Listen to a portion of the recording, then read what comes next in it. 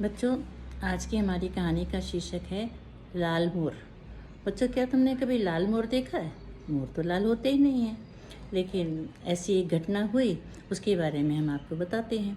एक बार राजा कृष्णदेव राय अपने दरबार में बैठे हुए थे और तभी उनके दरबार में एक दरबारी एक लाल मोर लेकर के आया और उसने राजा से कहा, राजा, हमने बड़ी दूर जंगलों से, दुर्लभ जंगलों से ये आपके लिए बहुत ही अनोखा पक्षी लेकर के आया हूँ मैं।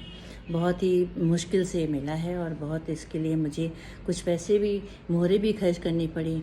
तो राजा ने पूछा, कितने मोहरे खर्च की? तो उसने कहा कि 100 मोहरे खर्च की। तो उसने राजा ने कहा, ठीक है, कोई बात नहीं, मैं इसके 100 मोहरे आपको दे दूँगा।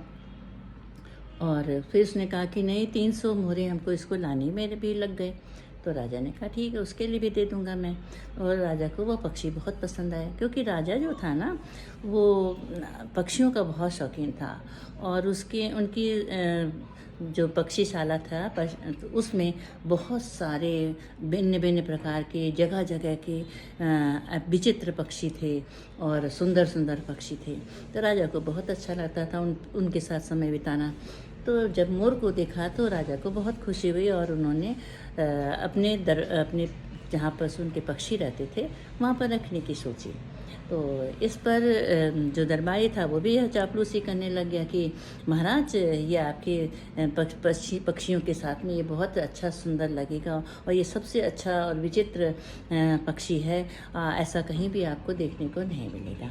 तो राजा भी बहुत खुश हुए और दरबारी को उन्होंने 1000 रुपये इनाम में दिए। दरबारी ने किया ही था लालच में ये काम कि राजा से कुछ हमें पुरस्कार मिल जाएगा और कुछ जो पैसे लगाए हैं वो भी मिल जाएंगे।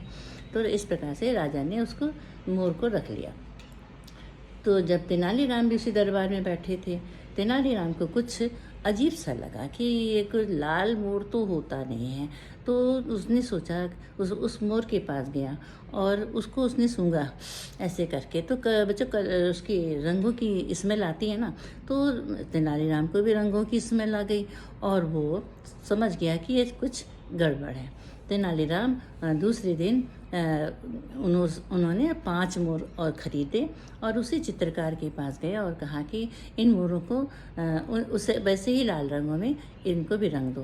तो चित्रकार को उन्होंने पैसे दिए, 100 मोहरे प्रति मोर के हिसाब से। तो 500 मोहरे दिए उन्होंने और उसने भी उनको अच्छे सी तरीके से उनको कलर कर दिया। दूसरे दिन सारे मोरों को ले करके राजा के